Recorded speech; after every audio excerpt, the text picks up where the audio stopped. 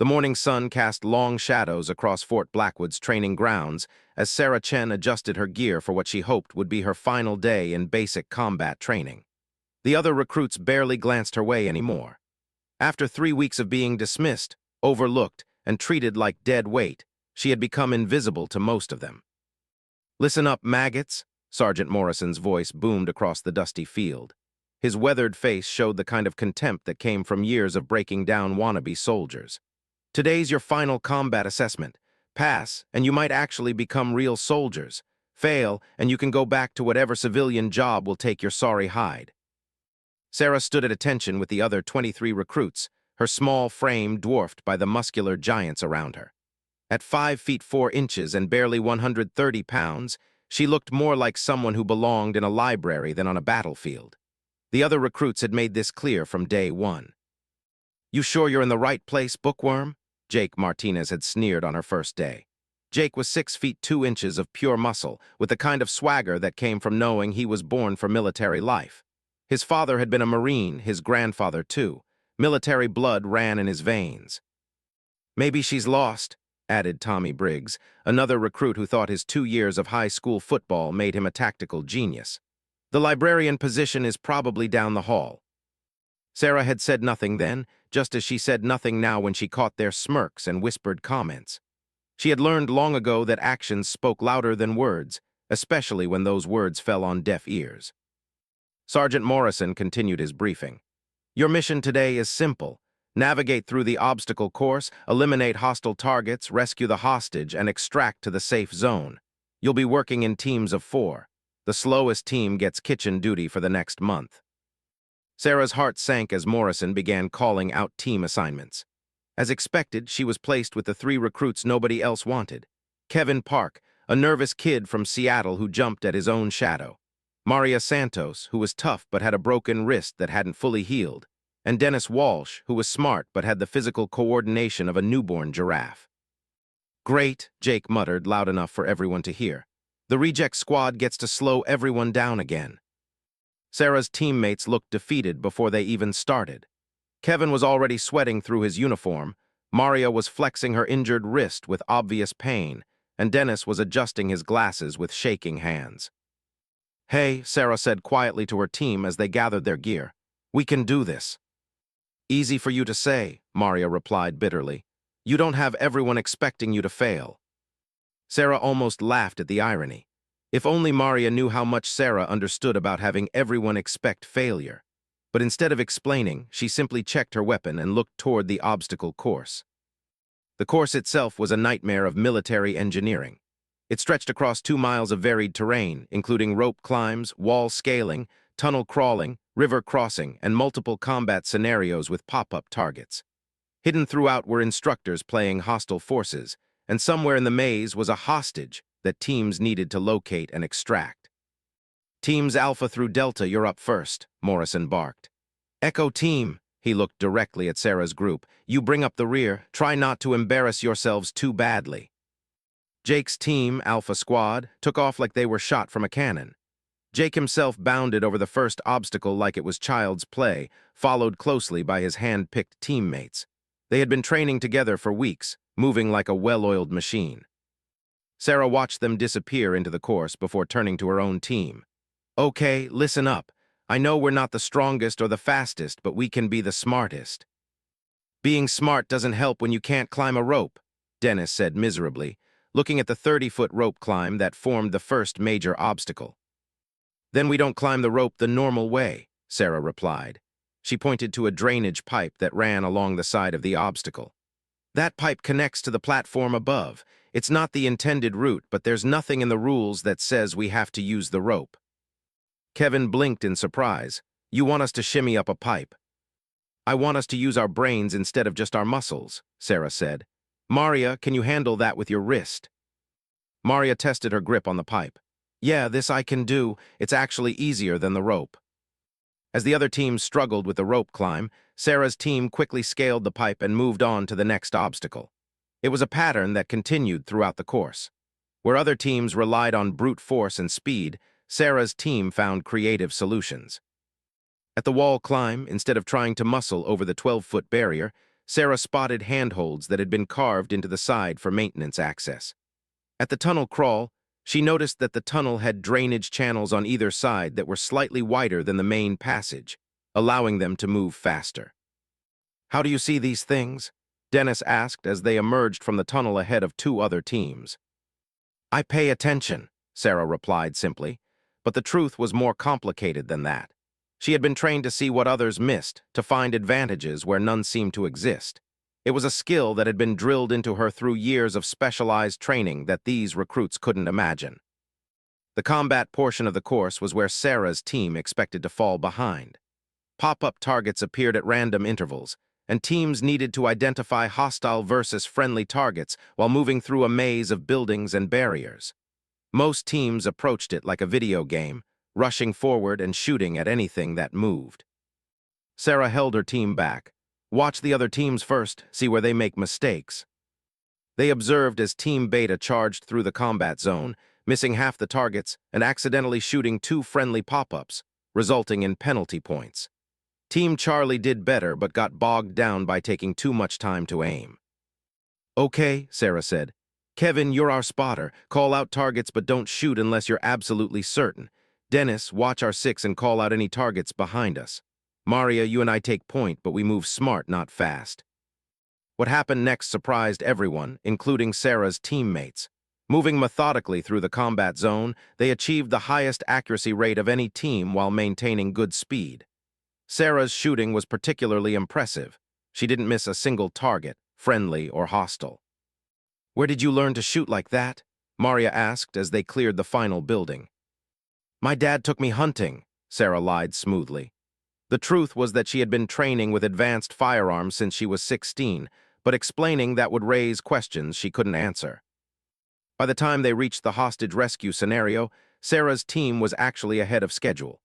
The hostage was being held in a mock building defended by instructors playing enemy combatants.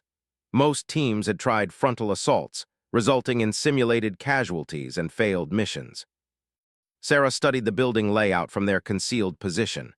"There," she pointed to a second-story window. "That window doesn't have any defenders watching it, but it overlooks the room where they're keeping the hostage." "How can you tell?" Kevin whispered. "Look at the light patterns. That room is lit differently than the others, and I can see movement shadows that suggest only one person, probably the hostage. The defenders are positioned to watch the obvious entry points." Using Dennis as a boost, Sarah climbed to the second floor and confirmed her assessment. The hostage, actually Corporal Williams playing a civilian, was indeed alone in the room, while the defender instructors waited at the main entrances. Sarah's team executed a perfect rescue. While the instructors waited for an assault that never came, Sarah quietly extracted the hostage through the window and rappelled down using rope from her kit. By the time the defending instructors realized what had happened, Team Echo was already heading for the extraction point. They crossed the finish line with the best time of the day and 0 penalties. The silence that greeted their arrival was deafening. Sergeant Morrison stared at his stopwatch like it was broken. Jake's team, which had finished 10 minutes earlier, looked confused and angry. "There's no way they beat our time," Jake protested. "They must have cheated or taken a shortcut." "I observed the entire course," Morrison replied slowly. "They followed all the rules, they just found better ways to solve the problems." Colonel Harrison, the base commander, had been watching the final team's finish. He was a tall man with graying hair and the kind of presence that commanded respect without saying a word. He approached Sarah's team with an expression that was difficult to read. "Interesting performance," he said to Sarah. "Particularly your shooting scores and tactical decisions. Where did you say you trained before coming here?" Sarah felt her stomach tighten. This was the kind of attention she had been trying to avoid. "Just basic civilian training, sir, nothing special." Colonel Harrison studied her for a long moment. There was something in his eyes that suggested he saw more than he was saying. "Nothing special, I see." He paused. "What's your full name, recruit?" "Sarah Chen, sir." "Chen," the colonel repeated the name slowly, as if testing how it sounded. "And you're from where originally?" "California, sir. Small town, you probably haven't heard of it." The colonel nodded, but Sarah could see the wheels turning in his head. "Well, Chen, you and your team performed exceptionally today, top scores across the board." As the colonel walked away, Sarah noticed him speaking quietly into his radio. She couldn't make out the words, but something about his body language made her nervous. The rest of the day passed normally. Sarah's team celebrated their unexpected victory, while the other recruits grudgingly acknowledged their success. Jake was particularly bitter about being shown up by what he called the Misfit Squad, but even he couldn't deny the results. That evening, as Sarah was cleaning her rifle in the barracks, Kevin approached her. "Can I ask you something?" "Sure. That thing you did today, finding all those alternative solutions and shooting like you've been doing it your whole life. Where did that really come from?" Sarah continued cleaning her weapon without looking up. "Sometimes people are just naturally good at things." "Yeah, but this was different. You moved like you've done this before, real combat, not training." Sarah finally looked up at him. Kevin was smarter than he appeared, and his nervousness often made people underestimate his observation skills. "Kevin, sometimes it's better not to ask questions you might not want answers to." Kevin studied her face for a moment, then nodded. "Fair enough, but Sarah." "Yeah. Whatever your story is, thanks for having our backs today. Nobody's ever believed in us like that before." As Kevin walked away, Sarah returned to her rifle maintenance, but her mind was elsewhere. She had worked so hard to blend in, to appear ordinary, but today's performance had probably blown her cover. The way Colonel Harrison had looked at her, the questions he had asked, it was only a matter of time before someone started digging deeper into her background. The problem was, if anyone dug too deep, they would find that Sarah Chen's background was mostly fabricated. Her real identity was buried under layers of classification that even most military personnel couldn't access. She wasn't just another recruit trying to make it through basic training. She was Phantom Division. The Phantom Division was the military's most classified special operations unit. They didn't officially exist, which meant their operatives often had to maintain deep cover identities for years at a time. Sarah had been inserted into regular military training as part of a larger mission, but she was supposed to remain unnoticed, average, forgettable. Instead, she had just won the day's competition with a performance that would be talked about for weeks. As she finished cleaning her rifle, Sarah made a decision. Tomorrow she would have to be more careful, more ordinary. She would need to find ways to help her team succeed without standing out herself. It was a delicate balance, but her real mission depended on maintaining her cover. Unfortunately for Sarah, it was already too late. In his office across the base, Colonel Harrison was making a phone call that would change everything. "Yes, sir, I'm certain," he said into the secure line. "Chen Sarah, approximately 5'4", 130, Asian American. The skill set is too advanced for civilian training." He paused, listening. "No, sir, she doesn't know I've made her, but the shooting scores alone are enough to confirm our suspicions." Another pause. "Understood, sir. I'll maintain surveillance and wait for further orders. But, Colonel, if she really is what we think she is, then we need to ask ourselves what Phantom Division wants with our little training base." As Colonel Harrison hung up the phone, Sarah Chen lay in her bunk staring at the ceiling. Tomorrow would bring new challenges, and she had the uncomfortable feeling that her carefully maintained cover was beginning to crack. She had no idea that her real test was just beginning. The next morning brought an unexpected announcement that made Sarah's blood run cold. Instead of their usual training schedule, Sergeant Morrison informed the recruits they would be participating in an enhanced evaluation exercise overseen by special observers from command. "What kind of special observers?" Jake asked, clearly hopping for a chance to redeem himself after yesterday's embarrassing defeat. "The kind that ask questions first and shoot later," Morrison replied grimly. "So I suggest you all bring your A-game today."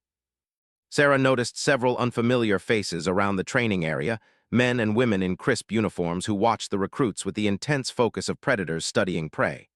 Her training kicked in automatically, cataloging their positions, noting their equipment, assessing threat levels. These weren't ordinary military observers. They moved with the fluid precision of special operations personnel. One observer in particular caught her attention. A woman with short blonde hair and cold blue eyes who seemed to be watching Sarah specifically. Every time Sarah looked in her direction, those blue eyes were already focused on her. It wasn't casual observation, it was targeted surveillance. "Chen," Morrison called out, interrupting her thoughts. You and your team are up first for individual assessment. Sarah's stomach dropped. Individual assessment meant being separated from her team, evaluated alone, put under a microscope. Everything she had worked to avoid. The assessment began with basic physical tests that Sarah deliberately performed at slightly above average levels. She was fast enough to be respectable, but not fast enough to draw attention. Her strength tests followed the same pattern, good, but not exceptional. Interesting approach, commented the blonde observer, who had introduced herself only as Agent Davis. Most recruits push themselves to maximum performance during evaluations. I'm giving my best effort, ma'am, Sarah replied carefully. Are you? Agent Davis made a note on her tablet. Because yesterday's combat exercise suggests you're capable of significantly more than what I'm seeing today. Sarah maintained eye contact while fighting every instinct that told her to run. I had a good day yesterday, ma'am. My team worked well together. Yes, about your team. How did you know to look for alternative routes through the obstacle course? Common sense, ma'am. If there's an easier way to accomplish the mission, why not use it? Agent Davis smiled, but it didn't reach her eyes. Common sense, of course, she made another note. Tell me about your shooting training before enlisting. My father took me hunting a few times when I was younger. I guess I have steady hands. Steady hands? Agent Davis repeated the phrase like she was testing how it sounded. Steady enough to achieve expert marksman scores on your first attempt at military qualification. This was dangerous territory.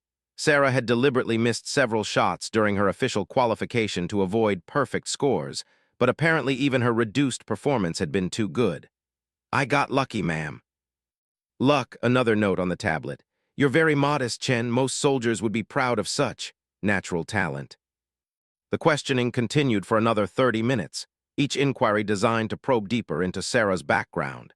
Agent Davis was skilled at her job, asking seemingly innocent questions that could reveal inconsistencies in a fabricated identity. Sarah answered each one carefully, sticking to her cover story while providing just enough detail to seem genuine. Meanwhile, the rest of her team was going through their own evaluations. From the corner of her eye, Sarah could see Kevin stumbling through basic combat maneuvers, while Dennis struggled with equipment maintenance questions. Only Maria seemed to be holding her own, but her injured wrist was clearly limiting her performance. Your teammates appear to be struggling, Agent Davis observed. Yet yesterday they performed like a cohesive unit. How do you explain that? We worked together, ma'am. Teamwork can overcome individual weaknesses. Indeed it can, but effective teamwork usually requires strong leadership. Who would you say led your team yesterday? It was a trap question. If Sarah claimed leadership, it would highlight her tactical abilities. If she deflected, Davis would know she was being deliberately evasive. Sarah chose a middle path. We all contributed, ma'am. Everyone had ideas. Agent Davis studied her for a long moment. Everyone had ideas, but someone had to coordinate those ideas into action. Someone had to spot the alternative routes, plan the combat approach, devise the hostage rescue. That level of tactical thinking doesn't just happen by committee. Before Sarah could respond, a commotion erupted across the training area. Kevin had collapsed during his endurance test, hyperventilating from stress and exhaustion. Sarah's first instinct was to help him, but Agent Davis's hand on her arm stopped her. Interesting, Davis murmured, watching Sarah's reaction. Your concern for your teammate seems genuine. Of course it's genuine, ma'am. He's my friend.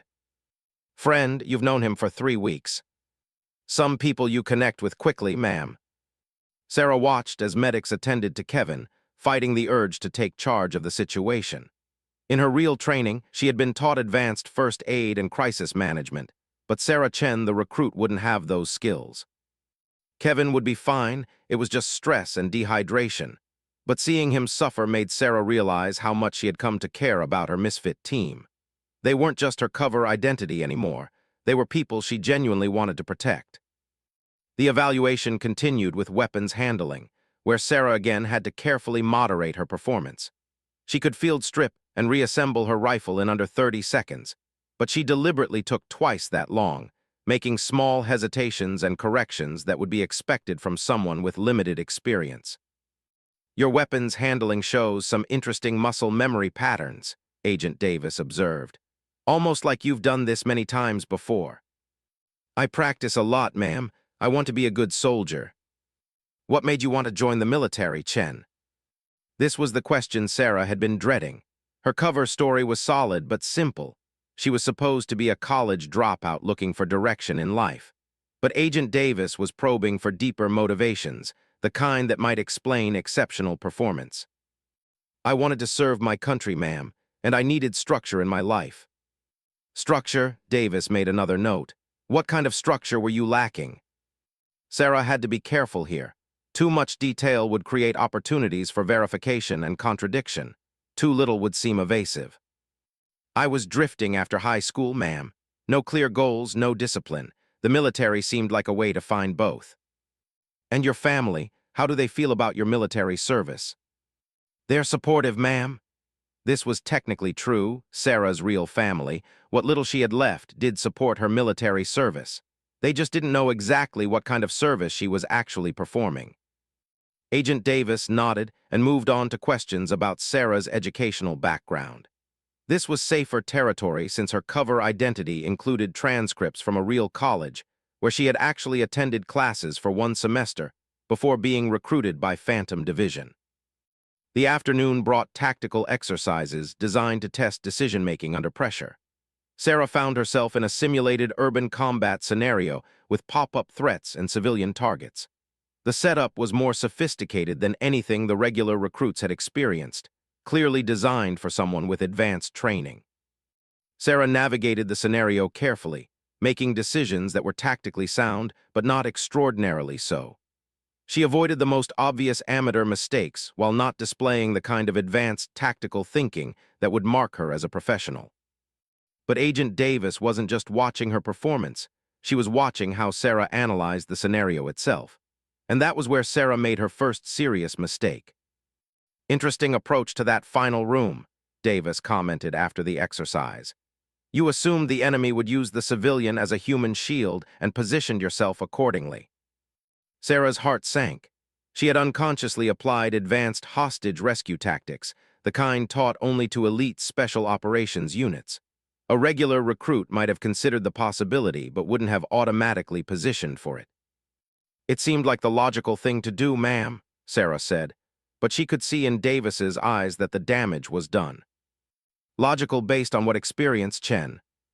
Just thinking about what I would do if I was the bad guy, ma'am. Agent Davis made a long note on her tablet, and Sarah knew her cover was hanging by a thread.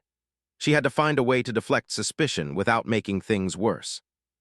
The day's final exercise was supposed to be simple. A basic patrol scenario where recruits had to identify and report potential threats. Sarah was partnered with Jake Martinez, who was clearly still bitter about yesterday's defeat and seemed determined to prove himself superior. Try to keep up, Chen, Jake muttered as they began their patrol route. This isn't like yesterday where you could just find shortcuts. Sarah bit back her response. Let him think what he wanted.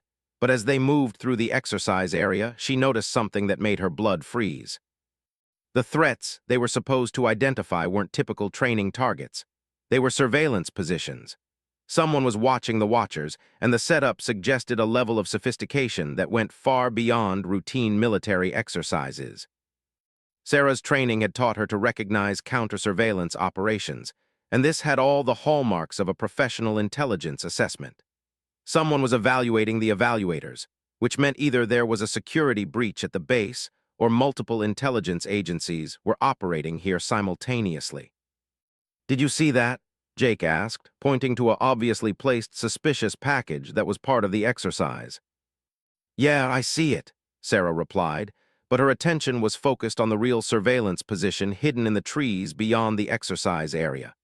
Professional spotters with high-end equipment were documenting everything that happened here. The question was whether they were friendly or hostile surveillance. Sarah made a decision that would either save her cover or destroy it completely. She deliberately failed to notice one of the obvious exercise threats while subtly positioning herself to get a better view of the real surveillance. Chen, Jake hissed, you walked right past that checkpoint. Are you even paying attention? Sorry, Sarah said, making a show of looking around confused. I thought I saw something else. But she had seen something else, enough to confirm her suspicions. The surveillance team was using equipment and techniques that suggested foreign intelligence operations. Someone outside the U.S. military was very interested in this little training exercise, which meant someone suspected that Phantom Division was operating here. As the exercise concluded, Agent Davis approached with what looked like casual questions but felt like an interrogation. "How do you think you performed today, Chen?" "Adequately, ma'am. I have a lot to learn." "Indeed you do. Tell me, did you notice anything unusual during your patrol?" This was the critical moment. If Sarah reported the real surveillance, she would have to explain how she spotted professional intelligence operations that even the exercise observers had missed. If she didn't report it, people could be in danger. "No, ma'am, just the exercise targets." Agent Davis studied her carefully. "Just the exercise targets, you're certain?" "Yes, ma'am." But as they walked back to the debriefing area, Sarah made another decision. She caught Agent Davis's attention and spoke quietly. "Ma'am, could I speak with you privately for a moment?" Davis raised an eyebrow. "About what?" "I think there might be a security concern, ma'am. Something I noticed during the patrol that wasn't part of the exercise." Agent Davis's demeanor changed instantly. The casual questioning manner disappeared, replaced by sharp professional focus. "Show me." Sarah led Davis back to the area where she had spotted the surveillance position, using hand signals to indicate the location without pointing directly at it. Davis confirmed the sighting with a quick glance, then smoothly guided Sarah away from the area. "Good eyes, Chen," Davis said quietly. "How did you spot them?" Sarah had prepared for this question. "The birds, ma'am. There should have been birds in those trees, but something was keeping them away." It was a plausible explanation that an alert civilian might offer, even though Sarah had actually spotted the surveillance through much more sophisticated methods. Agent Davis made a call on an encrypted radio, speaking in code that Sarah recognized but pretended not to understand. Within minutes, security teams were moving to investigate the surveillance position. "Chen," Davis said after ending her call, "I want you to understand something. What you just reported could be very important for base security, but I also want you to understand that this conversation never happened." "Yes, ma'am." "Good, now about your performance today." But before Agent Davis could continue, Colonel Harrison approached with an expression that suggested urgent business. "Agent Davis, we need to talk. Chen, you're dismissed for now, but don't go far." As Sarah walked away, she could hear the beginning of an intense conversation between the colonel and the agent. Words like confirmation and asset and protocols drifted across the evening air. Sarah rejoined her team at the barracks, where Kevin was recovering from his earlier collapse and the others were discussing their evaluations. "That was intense," Dennis said. "They asked me questions about things I've never even heard of." "What kind of questions?" Sarah asked. "Advanced tactics, foreign weapons systems, stuff they definitely don't teach in basic training. It was like they thought I knew more than I was letting on." Maria nodded agreement. "Same here. They kept pushing me about leadership experience and combat training. I kept telling them I've never been in combat, but they acted like they didn't believe me." Kevin, still pale from his earlier episode, looked confused. "Why would they think we have advanced training? We're just regular recruits." Sarah felt a chill of realization. The evaluators hadn't just been assessing her, they had been evaluating her entire team, which meant someone suspected that Phantom Division had inserted not just one operative, but an entire team into the training program. The problem was, Sarah knew for certain that she was the only Phantom operative at Fort Blackwood. Her teammates were exactly what they appeared to be, regular recruits who had been randomly assigned together. Which meant either someone had terrible intelligence, or Sarah's presence here was part of a much larger operation that even she didn't fully understand. As the evening wore on, Sarah noticed increased security around the barracks. Guards who hadn't been there before were now positioned at key points, and vehicles that looked like surveillance equipment were parked in areas with clear sight lines to the recruit quarters. Whatever had been set in motion by today's events, it was far from over. That night, as her teammates slept, Sarah lay awake staring at the ceiling and considering her options. Her cover was compromised, enemy surveillance had been detected, and her team was under suspicion for crimes they hadn't committed. Tomorrow would bring new challenges, and Sarah had the growing certainty that her original mission, whatever it actually was, had just become infinitely more complicated. Sarah woke before dawn to find Agent Davis standing beside her bunk. The woman's presence in the darkened barracks was so silent and sudden that Sarah's phantom training almost triggered an automatic defensive response. She managed to control herself, but the adrenaline spike left her fully alert. "Chen with me, quietly," Davis whispered. Sarah slipped out of her bunk and followed Davis through the sleeping barracks, past her unconscious teammates, and out into the pre-dawn darkness. The base was eerily quiet except for the distant sounds of guard patrols and the hum of surveillance equipment. "The surveillance team you spotted yesterday," Davis said without preamble as they walked toward the command building. "They were foreign intelligence, Chinese MSS to be specific." Sarah's stomach dropped, but she kept her expression neutral. Chinese Ministry of State Security meant this was far more serious than a routine counterintelligence operation. "What does that mean for us, ma'am?" "It means someone leaked information about this base's activities to hostile foreign powers. And it means your little training exercise has become a matter of national security." They entered the command building, where Sarah was surprised to see Colonel Harrison waiting along with two other people she didn't recognize. One was a man in his 50s wearing civilian clothes, but carrying himself like military. The other was a woman in an army uniform with insignia Sarah couldn't immediately identify. "Chen," Colonel Harrison said, "I'd like you to meet Mr. Thompson from Defense Intelligence and Major Williams from a specialized unit." Sarah noted the careful wording. In the intelligence world, specialized unit usually meant something that didn't officially exist. "Sir," Sarah replied, coming to attention.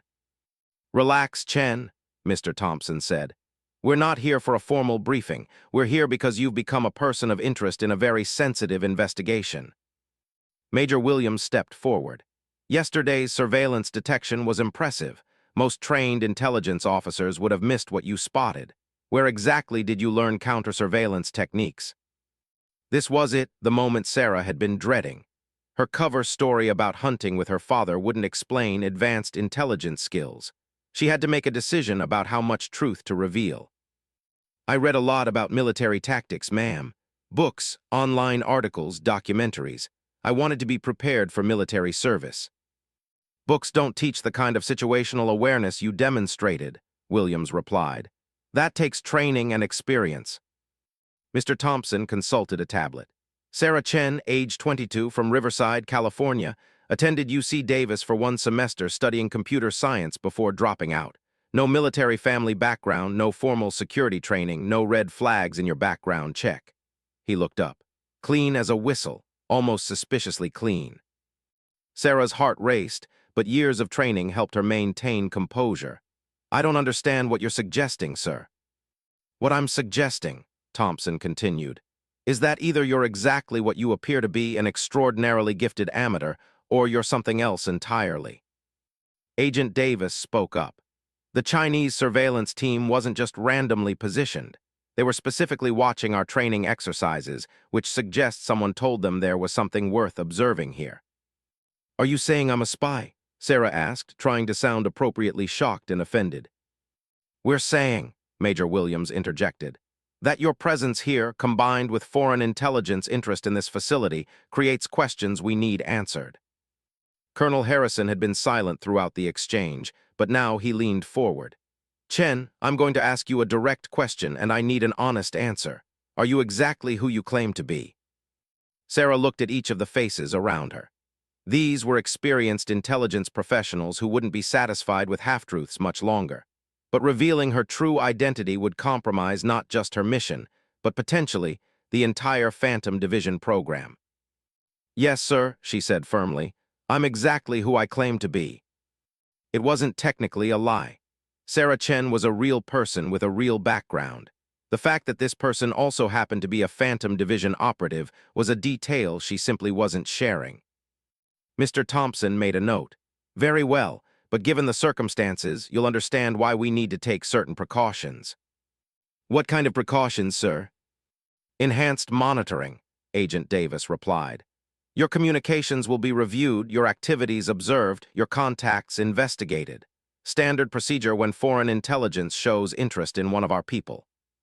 Sarah nodded, though internally she was calculating how this would affect her real mission.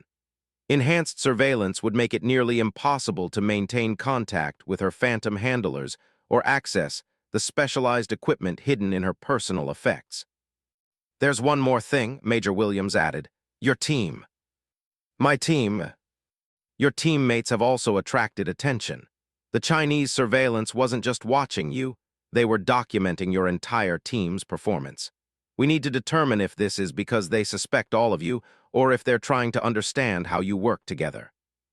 Sarah's blood chilled. Her teammates were innocent civilians who had no idea they had become pawns in an international intelligence operation. Sir, with respect, my teammates are just regular recruits. They don't have any special training or background. Perhaps, Thompson said, but intelligence agencies don't waste resources on random surveillance. They had a reason for watching your team specifically. As if on cue, Sergeant Morrison entered the room. Sir, the recruits are awake and asking about Chen's whereabouts. Send them to morning chow, Colonel Harrison ordered. Tell them Chen is receiving additional briefings, nothing more. After Morrison left, Williams turned back to Sarah. You'll rejoin your team for regular training, but you need to understand that everything you do, everything they do, is now under scrutiny. If there are any secrets in your background, any at all, this is your last chance to share them voluntarily. Sarah met Williams's gaze steadily. I have no secrets, ma'am. Williams studied her for a long moment, then nodded. Very well, you're dismissed for now. Report to your regular training schedule, but remember, we'll be watching. As Sarah left the command building, her mind was racing through the implications of what she had just learned. The Chinese MSS didn't conduct surveillance operations without high-level authorization. If they were watching Fort Blackwood, it meant they suspected something significant was happening here. But what could be significant about a basic training facility, unless... Sarah stopped walking as a terrible possibility occurred to her. What if her insertion at Fort Blackwood wasn't random? What if Phantom Division had sent her here because they suspected a security breach, and she was supposed to identify the source? But if that was true, why hadn't they told her? Phantom operatives always received full mission briefings, even for deep cover assignments. Unless the security breach went so high up the chain of command that even Phantom Division couldn't be sure who to trust. She rejoined her teammates at the mess hall, where Kevin, Dennis, and Maria were clearly worried about her absence. Where were you? Kevin asked quietly.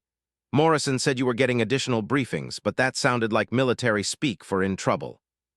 Just routine questions about yesterday, Sarah replied, hating the need to lie to people who trusted her. Nothing serious. But Maria's expression suggested she wasn't buying it. Sarah, weird stuff has been happening since yesterday. Guards where there weren't guards before, new faces around the barracks, equipment that looks like spy movie stuff. Dennis nodded agreement. And this morning I saw them searching our personal effects. They were being subtle about it, but they definitely went through our stuff. Sarah's heart sank. If they had searched the barracks, they might have found the specialized equipment hidden in her personal effects. Phantom Division used technology that was decades ahead of standard military issue, disguised to look like ordinary personal items, but if intelligence professionals examined them closely.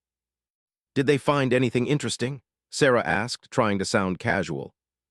Not that I could tell, Kevin replied, but Maria's right, something's definitely going on.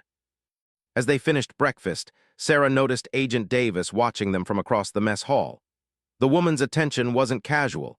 She was studying their interactions, body language, conversation patterns, looking for signs of deception or hidden communication. The morning's training exercises were routine combat drills, but Sarah could feel the weight of constant observation. Every move she made was being analyzed by professionals looking for signs that she was more than she appeared to be. She deliberately made small mistakes throughout the morning, missed shots that she could have made easily, slower reaction times to combat scenarios, tactical decisions that were merely adequate rather than exceptional. It was exhausting to constantly perform below her actual capabilities, but maintaining her cover was critical. During a break between exercises, Jake Martinez approached her with an expression that was part curiosity, part suspicion. Chen, what's really going on? Yesterday you were some kind of tactical genius, today you're back to being ordinary. Sarah felt a spike of alarm. If Jake had noticed the difference in her performance, the professional observers certainly had as well. I told you yesterday was just a good day. I got lucky. Lucky? Jake shook his head. Nobody gets that lucky. The way you moved through that combat course, the shooting, the tactical thinking, that was training, not luck. Before Sarah could respond, Dennis joined the conversation. Jake's right. I've been thinking about it all night. The things you knew, the way you saw solutions none of us could see, where did that really come from? Sarah felt the walls closing in. Even her own teammates were beginning to suspect that she wasn't who she claimed to be. She had to find a way to deflect their suspicions without making things worse. Look, she said quietly, maybe I've read more military books than I admitted. Maybe I spent more time studying tactics than I let on, but that doesn't make me some kind of secret agent. Maria joined the group, lowering her voice. Sarah, we need to talk, all of us, somewhere private. They found a spot behind one of the training buildings, away from the obvious surveillance points. Sarah noted automatically that it wasn't actually away from surveillance. Agent Davis had positioned herself where she could observe their conversation through a window reflection, but her teammates didn't need to know that. Okay, Maria said. Cards on the table. We're not stupid. Yesterday's performance was way beyond anything a normal recruit should be capable of. Today you're acting like a different person. And now we've got intelligence agents crawling all over the base asking questions about us. Kevin nodded.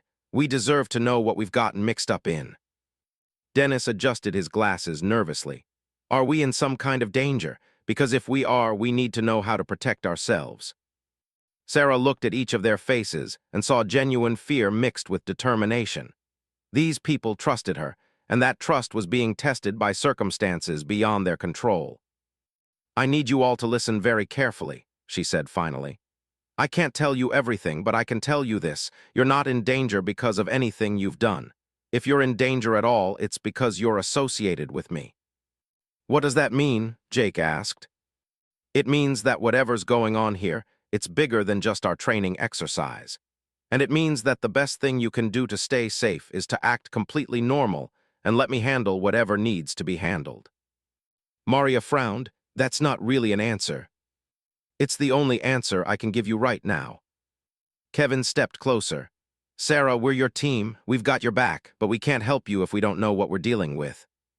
Sarah felt a wave of guilt. These people had shown her loyalty and friendship, and she was repaying it with lies and half-truths. But revealing the truth would put them in even greater danger. The best way you can help me, she said, is by trusting me and following my lead. Can you do that? They looked at each other uncertainly, then Dennis spoke for the group. We trust you, Sarah, but if things get dangerous, you have to promise you'll tell us what we need to know to survive. I promise. It was a promise Sarah hoped she would never have to keep, because if things got dangerous enough that her teammates needed to know the truth about Phantom Division, it would mean her mission had failed catastrophically. As they headed back to training, Sarah caught a glimpse of Agent Davis speaking into a radio. Whatever the woman was reporting, Sarah doubted it was good news. The afternoon brought urban combat exercises in a mock city that had been built for training purposes.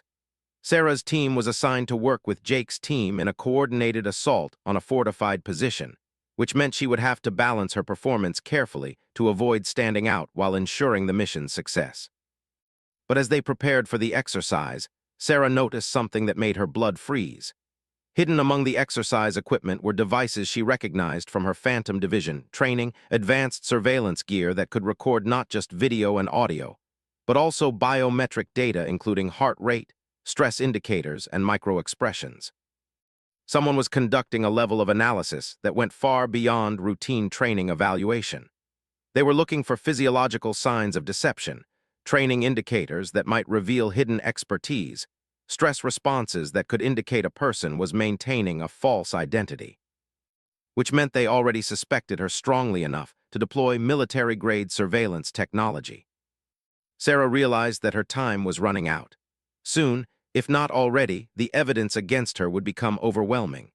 She had to make a decision about whether to maintain her cover at all costs or find a way to complete her mission before her identity was fully exposed. But first, she had to figure out exactly what her mission actually was. Because the more she learned about the situation at Fort Blackwood, the more convinced she became that someone, possibly including her own handlers, hadn't told her the whole truth about why she was here. As the urban combat exercise began, Sarah moved through the mock city with her team, hyper-aware of every camera, every surveillance device, every observer who might be recording her performance. She was walking a tightrope between maintaining her cover and completing her mission, and the rope was getting thinner with every passing hour. The urban combat exercise was designed to test coordination between multiple teams, but Sarah quickly realized it was serving a different purpose entirely. Every move was being recorded by hidden cameras with facial recognition software, every decision analyzed by behavioral assessment programs, every tactical choice compared against databases of known military personnel. They were building a psychological profile of her, looking for patterns that would match known special operations personnel. Sarah moved through the mock city with her team, hyper-aware of the surveillance while trying to appear focused only on the mission. The scenario involved clearing buildings of hostile forces while protecting civilian targets, exactly the kind of complex tactical situation that would reveal advanced training. "Sarah," Kevin whispered as they approached their assigned building, "something feels different about this exercise. Look at all the cameras." He was right. There were far more recording devices than any normal training exercise would require. Someone wanted a very detailed record of what happened here. "Just focus on the mission," Sarah replied quietly, though her mind was racing through the implications.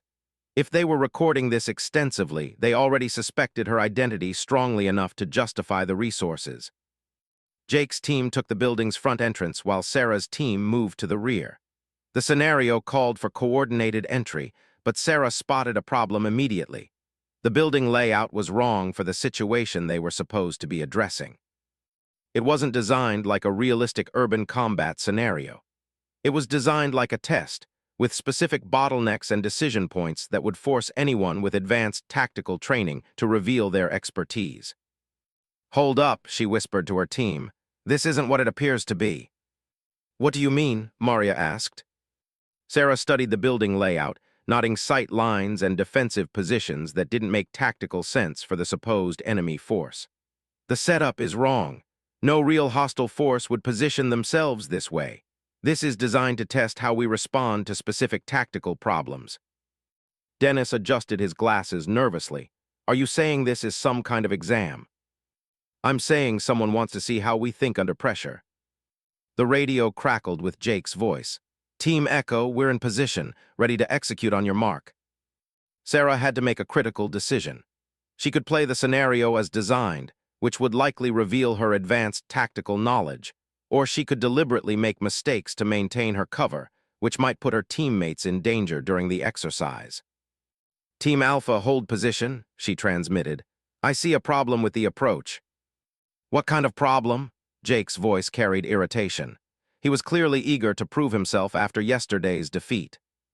Sarah studied the building again, noting positions that would be perfect for testing responses to specific tactical challenges. Exactly the kind of challenges that Phantom Division operatives were trained to identify and overcome. "The enemy positions don't make sense," she transmitted. "They're either incompetent or this is a trap designed to draw us into a specific response pattern." There was silence on the radio before Colonel Harrison's voice came through. "Team Echo, explain your assessment." Sarah felt every eye on her as she responded. This was it, the moment that would either maintain her cover or blow it completely. "Sir, the defensive positions are positioned to test specific tactical responses rather than provide effective defense. The sight lines are wrong. The fallback positions are in tactically disadvantageous locations, and the overall setup suggests someone wants to observe how we respond to engineered tactical problems." Another pause, then Agent Davis's voice. "Interesting observation, Chen. Proceed with the exercise as planned." Sarah's heart sank.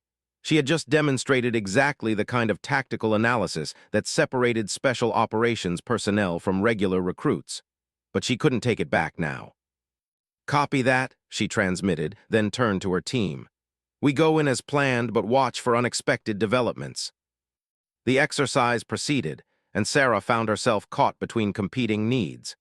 Every instinct told her to use her advanced training to protect her teammates, but doing so would confirm the suspicions that were already building against her. She compromised by feeding tactical suggestions to her teammates in ways that made it seem like they were making the observations themselves. "Kevin, check that doorway," she said when she spotted a concealed exercise opponent. "Something about the lighting seems off." "Dennis, watch the stairs," she suggested when her training told her there would be a threat positioned there. "That's where I'd put someone if I was defending this building." It worked mostly. Her team navigated the exercise successfully without her having to openly demonstrate advanced tactical knowledge. But she could see in Agent Davis's eyes that her performance was being noted and analyzed. Jake's team, meanwhile, walked directly into every trap the exercise designers had prepared. Their frontal assault approach triggered multiple casualties and failed to achieve most of their objectives. When the exercise concluded, Jake was furious. "How did you know about all those positions?" he demanded of Sarah. "It's like you had a map of enemy locations." "Just careful observation," Sarah replied, but she could see skepticism in the faces around her. Colonel Harrison approached with Agent Davis and several other observers. "Interesting performance, Chen. Your tactical assessment proved remarkably accurate." "Lucky guesses, sir." "Perhaps, but I'm curious about something." He pulled out a tablet showing video footage from the exercise. "At several points, you anticipated threats before they became visible. How did you know where to look?" Sarah's mouth went dry. They had recorded everything in detail, including her unconscious use of advanced tactical awareness techniques that would be nearly impossible for a civilian to know. "Sound, sir. I was listening for movement and positioning myself based on what I heard." Agent Davis stepped forward. "Demonstrate." "Ma'am, show us how you use sound to identify hidden threats. We've set up a similar scenario in Building C. Navigate it using only audio cues." It was a trap. No civilian would have the kind of advanced audio tactical skills they were asking her to demonstrate, but refusing would be equally suspicious. "I'll do my best, ma'am." Building C turned out to be a nightmare of acoustic challenges designed to test skills that took years of specialized training to develop. Sarah moved through it carefully, deliberately making mistakes while demonstrating just enough ability to explain her earlier performance. But as she navigated the building, she realized something disturbing. The acoustic setup wasn't just designed to test her abilities. It was designed specifically to test Phantom Division training methods. Someone knew exactly what to look for.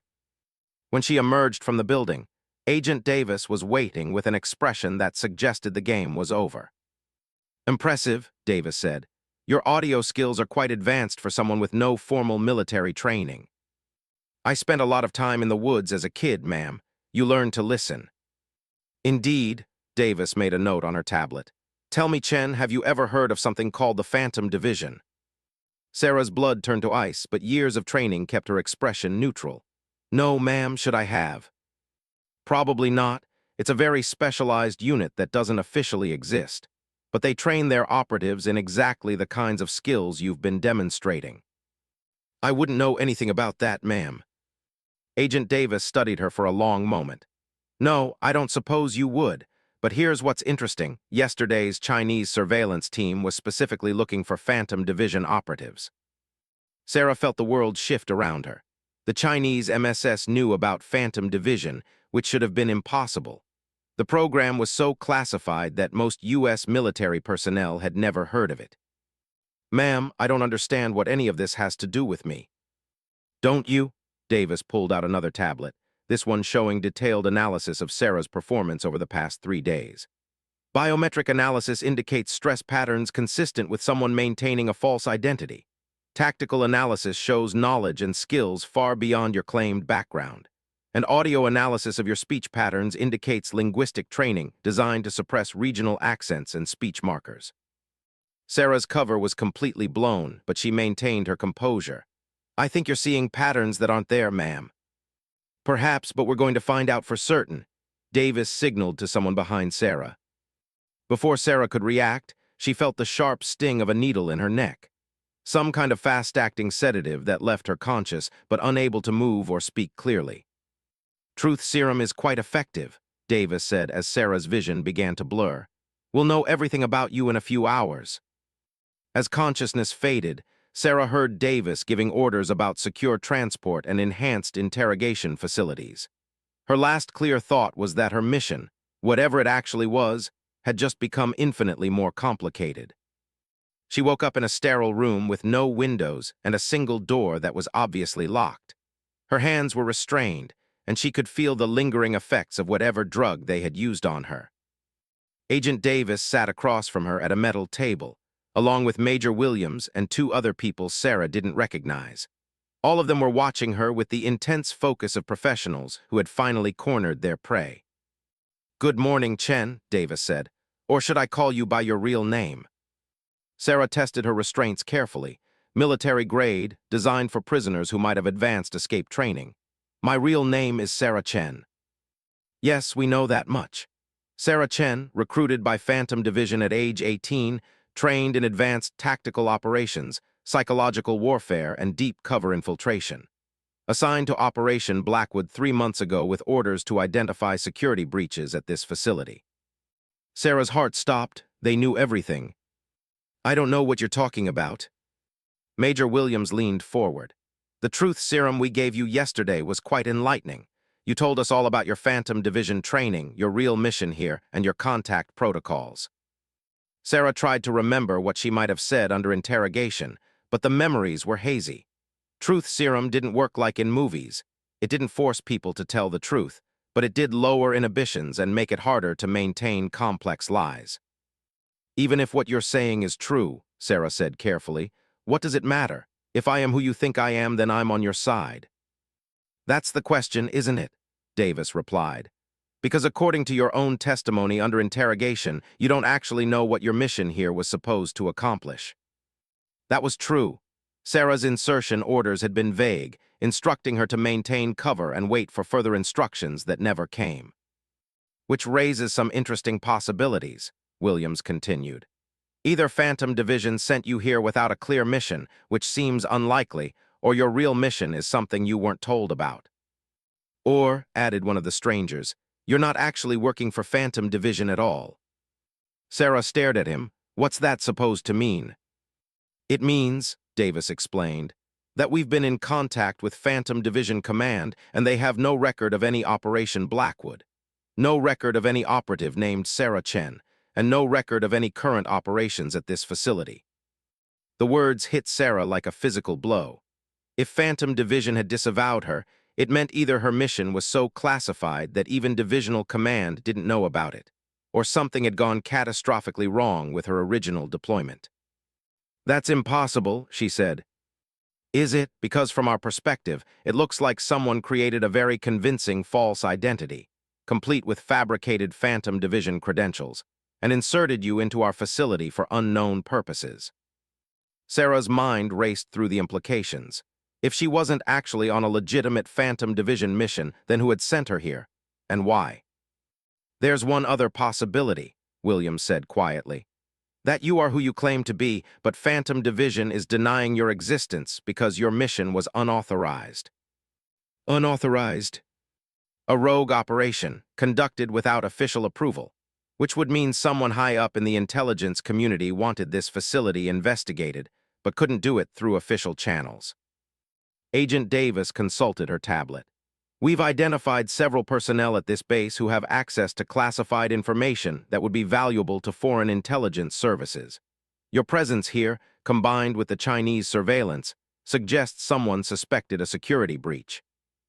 "But if that's true," Sarah said slowly, "then whoever sent me here couldn't trust normal intelligence channels, which means the security breach goes higher up than anyone realized."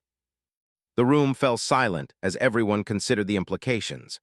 If Sarah was telling the truth about her Phantom Division training, but Phantom Division was denying her existence, it suggested a level of internal corruption that threatened national security.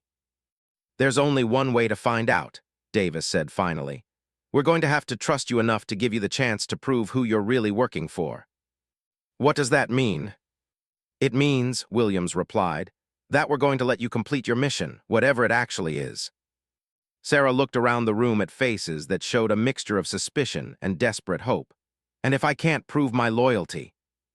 Agent Davis's expression was grim. Then we'll assume you're a foreign agent and you'll disappear into a prison that doesn't officially exist. Sarah nodded slowly. What do you need me to do? First, Davis said, you're going to help us figure out who at this base has been feeding information to the Chinese, and then you're going to help us stop them. And my teammates. Your teammates are safe as long as you cooperate fully. But Chen, or whoever you really are, understand this. You're walking a tightrope now. One false move, one hint that you're not who you claim to be, and everyone you care about will pay the price. As they released her restraints, Sarah realized that her mission had just become clear. She wasn't just here to identify security breaches. She was here to stop a conspiracy that reached into the highest levels of military intelligence. And she had to do it while proving her own loyalty to people who had every reason to believe she was a traitor. Sarah returned to her barracks that evening with a new understanding of her situation. Agent Davis had equipped her with nearly invisible surveillance equipment and given her 48 hours to identify the security breach at Fort Blackwood. If she failed, or if she tried to escape, her teammates would face charges of conspiracy and espionage. Her teammates were waiting for her with expressions of relief mixed with concern. Sarah, Kevin jumped up from his bunk. We were told you were in medical, but that was 12 hours ago. Are you okay? I'm fine, Sarah replied, though she was anything but fine. Just some routine tests after yesterday's exercises. Maria studied her carefully. You look different, more focused. Sarah realized that dropping her cover act would take some adjustment. She no longer had to pretend to be uncertain or overwhelmed. But she couldn't tell her teammates the truth either. I've been thinking about everything that's happened, she said carefully. I think we need to be more observant about what's going on around here. Dennis raised an eyebrow. More observant how? Have any of you noticed anyone acting strangely? Personnel who seem to be where they shouldn't be, conversations that stop when you walk by, unusual equipment or activities. Jake, who had been listening from his nearby bunk, joined the conversation. Actually, yeah. Sergeant Morrison has been having a lot of private meetings with people I don't recognize. And yesterday I saw him using a computer terminal that looked way more advanced than standard military equipment. Sarah felt a spike of interest. Morrison had access to recruit records and training schedules, which would make him valuable to foreign intelligence. What kind of advanced equipment? Multiple screens, lots of encryption warnings, the kind of stuff you see in spy movies, Jake replied. But when he saw me watching, he shut it down real quick and told me to mind my own business. Maria nodded. I've noticed some weird things too. Communications equipment in places where there shouldn't be any, and people using cell phones in areas where personal devices are supposed to be forbidden. Kevin looked confused. Are we talking about security violations? Should we report this stuff? Sarah had to be careful here. She needed information from her teammates, but she couldn't explain why she needed it or how she planned to use it. Let's just keep our eyes open, she said. If something seems really wrong, we'll figure out who to tell. That night, after lights out, Sarah began her real mission. Using techniques learned in Phantom Division training, she moved through the barracks with complete silence, avoiding security patrols while mapping the base's layout and identifying potential security vulnerabilities. The first thing she discovered was that the base's security was much more sophisticated than it appeared. Hidden cameras monitored areas that seemed unobserved, motion sensors covered approach routes that looked unguarded, and communication intercept equipment was positioned to monitor both official and unofficial communications. Someone had invested serious resources in watching this facility. The second thing she discovered was that several base personnel were operating outside their normal schedules. At 2 in the morning, she observed Sergeant Morrison meeting with someone in civilian clothes behind the motor pool. They exchanged what looked like a data storage device, and their conversation included references to delivery schedules and client expectations. Sarah used her surveillance equipment to record the meeting, but she couldn't get close enough to hear specific details. However, the body language and security precautions suggested they weren't discussing official military business. The next morning brought new training exercises, but Sarah was now viewing everything through the lens of her investigation. She noted which personnel had access to different areas, who interacted with whom, and what kinds of information were being shared. During a break in training, Agent Davis approached her casually. "How's the investigation proceeding?" "I have some leads," Sarah replied quietly, "but I need more time to confirm what I'm seeing." Time is something we don't have much of. The Chinese surveillance team we detected has been replaced by a new team using different methods. Someone is escalating their intelligence collection. Sarah felt a chill. What kind of different methods? Technical penetration. They're trying to hack into our computer systems instead of just observing our activities, which suggests they've gotten what they needed from human intelligence and now want access to classified data. How long do we have? Hours, not days. If they succeed in penetrating our systems, they'll have access to personnel records, training data, and operational information for every special operations unit that has ever trained here. Sarah realized the scope of what was at stake. Fort Blackwood wasn't just a basic training facility. It was where special operations personnel came for advanced training between deployments. The personnel records alone would be worth millions to hostile intelligence services. I need to accelerate my investigation. Do it, but Chen, be careful. If there is a mole here and they realize you're investigating them, you'll become a target. The rest of the day's training passed in a blur as Sarah divided her attention between maintaining her cover and looking for evidence of the security breach. By evening, she had identified 3 strong suspects. Sergeant Morrison was the obvious choice, given what Jake had observed and Sarah's own surveillance.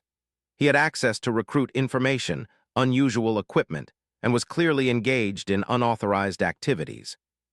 Lieutenant Rodriguez, the communications officer, was another possibility. He had access to all base communications and had been observed making frequent trips to areas where personal electronic devices were supposedly forbidden.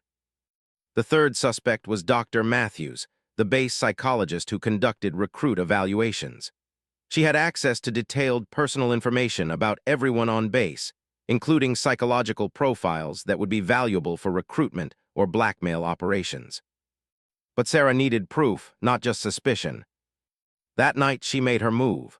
Using skills that had taken years to master, she infiltrated Morrison's quarters and found exactly what she was looking for: a hidden compartment containing advanced communication equipment, encrypted data storage devices, and documentation that confirmed her worst fears. Morrison wasn't just selling routine base information. He was specifically tasked with identifying special operations personnel who could be turned or neutralized. The Chinese weren't just conducting intelligence collection. They were preparing to compromise America's most elite military units. But as Sarah photographed the evidence, she heard footsteps approaching Morrison's quarters. She had seconds to conceal herself before the door opened. "The timeline has been moved up," Morrison was saying to someone as they entered. "They want the final data package tomorrow night." "That's too fast," replied a voice Sarah recognized as Lieutenant Rodriguez. "We haven't finished identifying all the special operations personnel." "We've identified enough. The primary target has been confirmed. Phantom Division has an operative here, and our employers want everything we have on her." Sarah's blood froze. They knew about her, and they knew she was investigating them. "What about the other recruits?" Rodriguez asked. "Collateral damage. Once we deliver the intelligence package, it won't matter what happens to them." Sarah realized with growing horror that her teammates were in immediate danger. The mole wasn't just selling information. They were planning to eliminate witnesses. She waited until Morrison and Rodriguez left, then immediately used her surveillance equipment to contact Agent Davis. "I've found them," she whispered into the device. "Morrison and Rodriguez are working together. They're planning to deliver a final intelligence package tomorrow night, and they're planning to eliminate potential witnesses." Davis's response was immediate.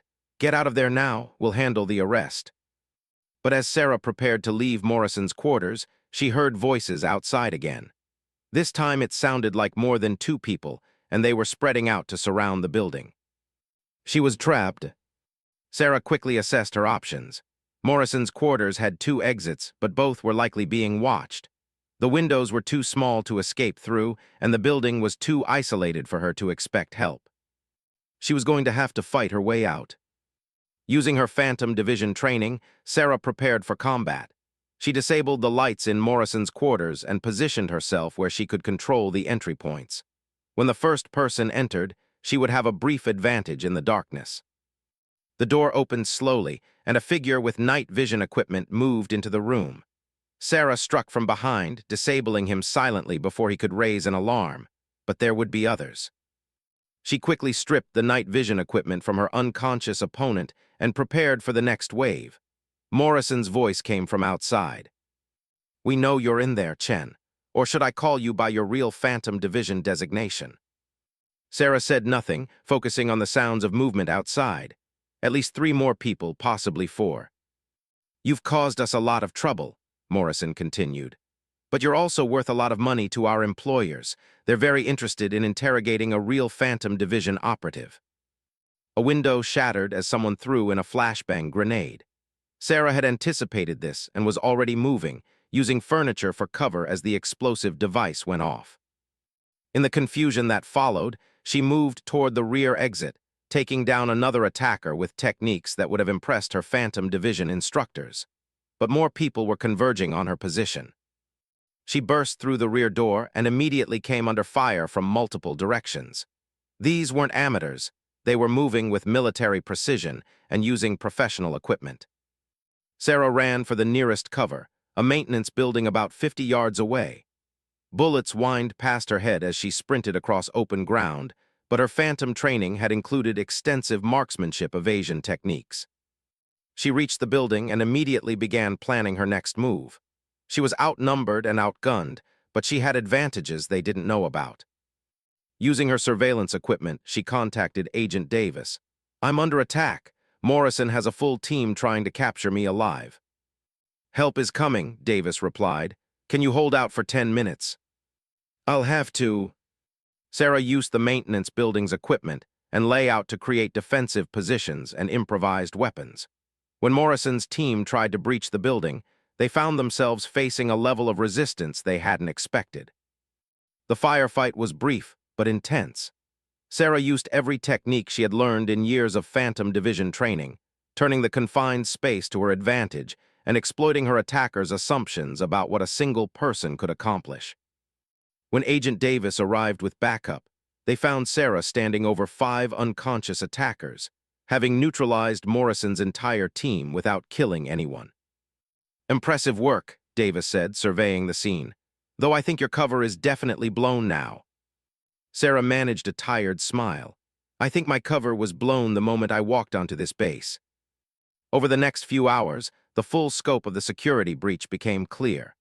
Morrison and Rodriguez had been selling information to Chinese intelligence for over 2 years, providing detailed intelligence on every special operations unit that had trained at Fort Blackwood. But more importantly, they had been specifically tasked with identifying and monitoring Phantom Division operatives. The Chinese had suspected that the highly classified unit was more active than official sources indicated. "Your presence here was actually part of a larger counterintelligence operation," Agent Davis explained as they debriefed in the base command center. "Phantom Division suspected there was a leak, so they inserted you to draw out the moles." "But why didn't they tell me that was my mission?" "Because they couldn't be sure how high up the compromise went. If you had been briefed on the real mission and then been captured, you might have revealed information that would have helped the moles escape." Sarah realized she had been used as bait, though for a good cause. "What happens now?" "Now you complete your real mission," Colonel Harrison said, joining the conversation. "Phantom Division wants you to help us roll up the entire Chinese intelligence network that was built around this operation." Sarah looked around the room at the faces of people who had suspected her, tested her, and ultimately trusted her. "What about my teammates?" "Your teammates will be told that you were working undercover to investigate security breaches. They'll be sworn to secrecy about everything they've witnessed, and they'll complete their training normally." "And me?" Agent Davis smiled. "You'll be returning to your real job, though I suspect Phantom Division has some interesting new assignments waiting for you." As dawn broke over Fort Blackwood, Sarah realized that her mission was complete. She had identified the security breach, stopped a major intelligence operation, and proven her loyalty beyond any doubt. But more importantly, she had discovered something about herself. Working with Kevin, Dennis, Maria, and even Jake had reminded her why she had joined Phantom Division in the first place, to protect people who couldn't protect themselves. Later that morning, Sarah said goodbye to her teammates. They still didn't know the full truth about who she was, but they knew enough to understand that she had been protecting them all along. "So you really are some kind of secret agent," Kevin said with a mixture of awe and disappointment. "I'm really just someone who was trying to keep you safe," Sarah replied. Maria hugged her. "Will we ever see you again?" "Probably not, but you'll know I'm out there somewhere doing what I was trained to do." As Sarah prepared to leave Fort Blackwood, Agent Davis approached her with a final piece of information. "The Chinese intelligence operation you helped shut down was much larger than we initially realized. Your actions here prevented them from compromising dozens of special operations personnel worldwide. So it was worth it,"